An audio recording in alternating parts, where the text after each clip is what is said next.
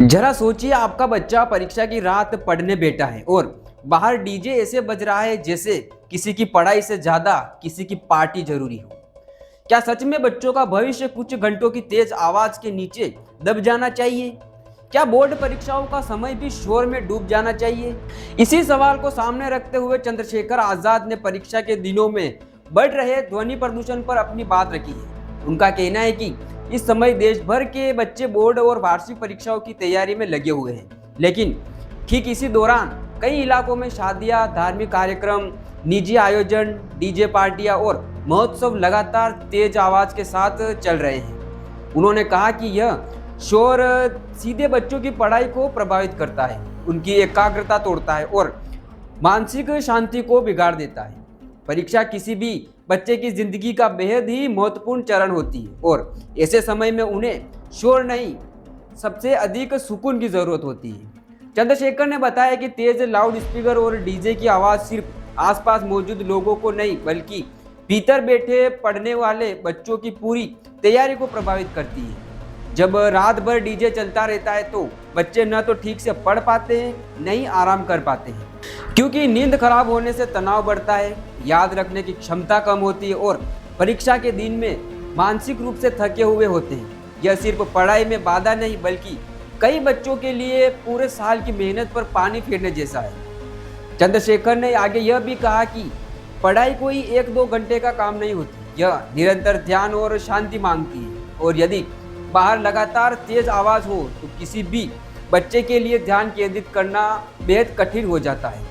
दरअसल चंद्रशेखर ने यह सारी बातें अपने एक्स हैंडल से ट्वीट करके उन्होंने शेयर की है और आगे चंद्रशेखर ने इस मुद्दे पर सुप्रीम कोर्ट ऑफ इंडिया के उन दिशा निर्देशों का भी जिक्र किया जिनमें ध्वनि प्रदर्शन को लेकर बेहद स्पष्ट नियम बनाए गए हैं। अदालत ने कहा था कि रात के निश्चित समय के बाद लाउड स्पीकर का उपयोग नहीं होगा, डीजे की आवाज सीमित रहेगी, ध्वनि सीमा का पालन अनिवार्य है और उल्लंघन होने पर कार्रवाई होगी। लेकिन कई जगह इन आदेशों का पालन होता दिखाई नहीं दे रहा है।